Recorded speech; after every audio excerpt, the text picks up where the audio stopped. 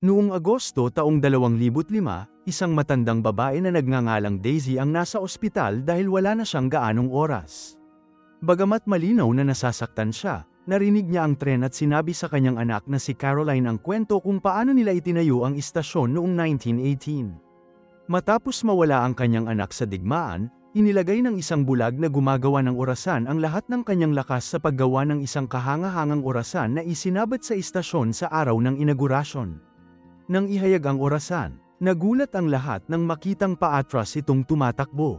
Ipinaliwanag ng tagagawa ng orasan na ginawa niya yun bilang isang alaala para sa mga nawalan ng kanilang mga anak sa panahon ng digmaan, upang umaasa silang makita silang bumalik. Pagkaraan ay hindi na muling nakita ang gumagawa ng orasan. Pagkatapos ay hiniling ni Daisy kay Caroline na kumuha ng isang tala-arawan mula sa kanyang bag at basahin ito sa kanya. Ang tala-arawan ay pag-aari ni Benjamin Button at ang unang entry ay nagsimula noong 1985. Na nagpapaliwanag na ang pagbabahagi ng kanyang kwento ay ang kanyang huling habilin. Nagsisimula ang lahat noong 1918 pagkatapos ng unang digmaang pandaigdig. Habang nagdiriwang ang lahat sa labas, nagmamadali si Thomas upang tingnan ang kanyang asawa, na namatay pagkatapos manganak. Pagkatapos ay sinuri ni Thomas ang sanggol na lalaki at natakot sa kanyang nakikita. Sa takot, hinawakan niya ang sanggol at nagmamadaling lumabas ng bahay. Ang sanggol ay hindi tumitigil sa pag-iyak habang si Thomas ay tumatakbo sa ilog, kung saan itinuring niyang lunurin ang sanggol. Gayunpaman, nakita siya ng isang pulis at sinimulan siyang habulin. Tumakbo si Thomas ng mabilis hanggat maaari at nagtago sa madilim na kalye, kung saan nakakita siya ng magandang bahay. Iniwan niya ang sanggol sa hagdan kasama ang lahat ng pera na makikita niya sa kanyang bulsa.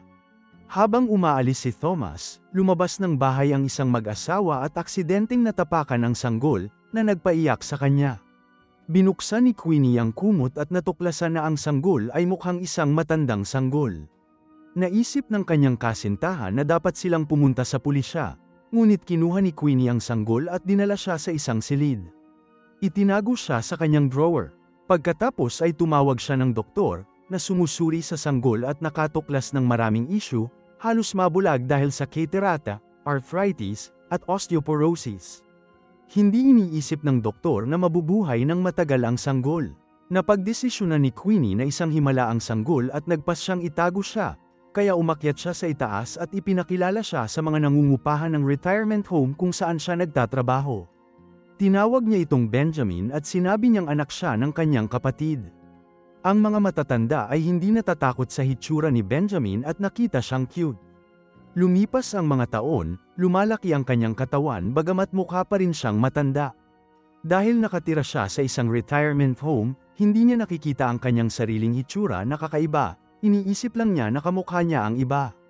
Tinatawag niya si Queenie Mama at umaasa siya sa maraming bagay, tulad ng paliligo.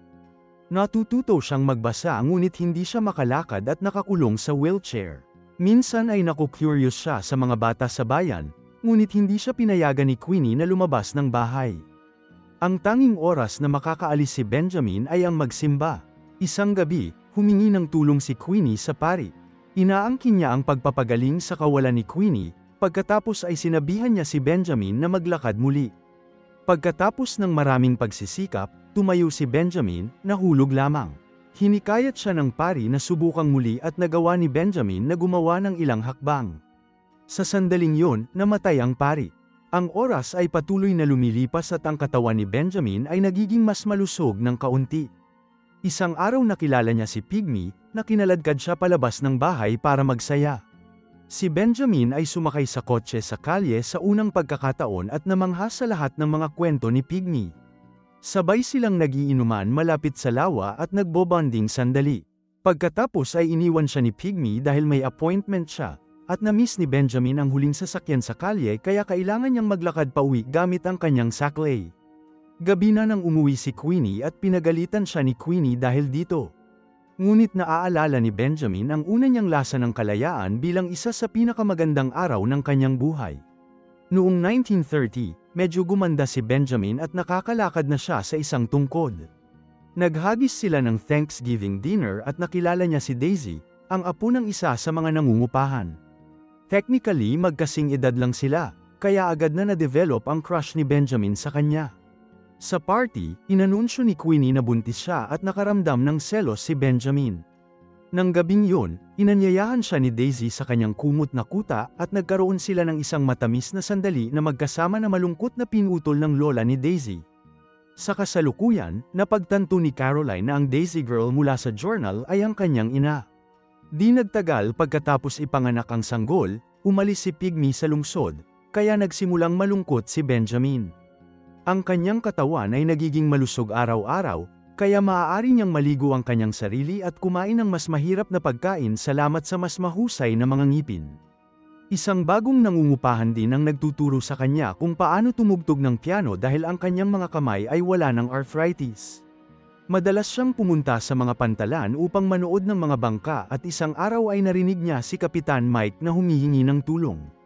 Nagboluntaryo si Benjamin na kumuha ng trabaho at naging janitor ng mga bangka. Ito ay isang mababang trabaho, ngunit gusto ito ni Benjamin. Mabilis niyang nakipagkaibigan si Mike, na nabigla nang mabalitaan niyang wala pang babae si Benjamin, sa pag-aakalang matanda na siya.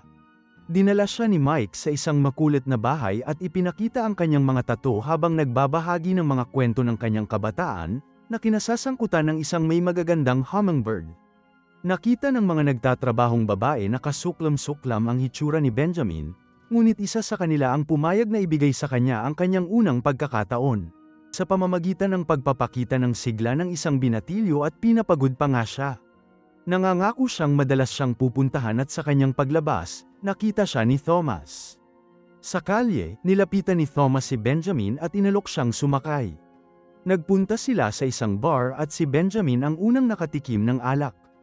Umiinom sila at nag-uusap hanggang sa magsara ang bar. Pagkatapos ay hinatid ni Thomas si Benjamin pauwi. Muli siyang pinagalitan ni Queenie at nasuka si Benjamin sa kanyang unang hangover. Maya-maya habang nagpapagupit ng buhok ang isang nangungupahan, nagkomento siya kung paanong mas marami na ang buhok niya ngayon. Napagpasyahan ni Benjamin na siya ay talagang nagiging mas bata araw-araw. Noong 1936 si Benjamin ay 17 at nagpasya na oras na upang umalis sa bahay. Pagkatapos niyang magbahagi ng taos-pusong poem kay Queenie, ipinangako sa kanya ni Daisy na lagi siyang susulatan niya. Si Benjamin ay nagtatrabaho sa tugboat ni Mike at sa kasalukuyan, hinahanap ni Caroline ang lahat ng mga postcard na ipinadala niya kay Daisy sa paglipas ng mga taon. Naglakbay si Benjamin mula sa daungan hanggang sa daungan sa buong mundo at nakipagkaibigan sa mga tripulante. Madalas siyang nakakakuha ng mga sulat mula kay Daisy, na nag-aaral sa New York para maging isang ballet dancer. Noong 1941, ang bangka ay nataman ng isang malakas na bagyo ng nyebe pagdating nila sa Northern Russia. Pumunta sila sa isang bar at nakita ni Benjamin na nag-aaway ang mga tao. Na naghihinuha na ang mga lasenggo ay pareho sa lahat ng dako. Sa hotel, sumakay si Benjamin sa elevator at nakilala si Elizabeth, isang babaeng Ingles na malungkot na ikinasal sa isang espesyaliya.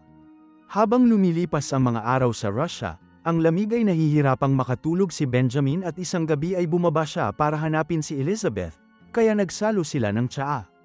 Ibinahagi ni Elizabeth ang lahat ng uri ng mga kwento tungkol sa mga lugar na napuntahan niya at sila ay nagpupuyat na nag-uusap lamang. Nagsisimula silang magkita gabi-gabi para mag-usap, nagiging mas malapit. Nang bumalik siya sa kanyang silid upang mag-impake, nakakita siya ng isang tala mula kay Elizabeth na nagsasabing masaya akong nakilala ka. Sa panahon ng digmaan, isang sundalo ang nakatalaga sa bangka upang bantayan sila at si Benjamin ay nasiyahan sa kanyang mga kwento. Ibinigay ng lalaki kay Benjamin ang lahat ng kanyang pera, humihiling sa kanya na ibigay ito sa kanyang asawa kung may nangyari sa kanya. Nang gabing yun ay nakarinig ang mga tripulante ng isang kampana at nakakita ng apoy sa di kalayuan. Isang sasakyang may lula ng mahigit 1,000 lalaki ang nahati ng isang torpedo at ang bangka ni Benjamin bilang ang una sa pinangyarihan. Sa kasamaang palad, malapit na ang isang submarino ng kaaway at nagpasya ang mga tripulante na ibagsak ito. Pinaputukan sila ng kaaway at ang sundalo sa bangka ay agad na nagsimulang magpaputok pabalik, binibili sila ng ilang oras habang ang bangka ay patungo sa submarino. Sa isang mabilis na pag-crash, ginagawa nila itong sumabog at lumubog. Nakalulungkot na walang oras upang magdiwang dahil ang buong crew ay tinamaan ng mga bala at si Benjamin ay kailangang magpaalam kay Mike bago siya mamatay. Kinaumagahan ay iniligtas si Benjamin ng mga allies at nang ihagis niya ang isang lifesaver mula sa bangka patungo sa dagat, isang hummingbird ang lumitaw sa paligid nito. Mahilig si Mike sa mga hummingbird noon at napagtanto ni Benjamin na kadalasang hindi sila lumilitaw sa dagat. Meron pang karugtong ang pelikula.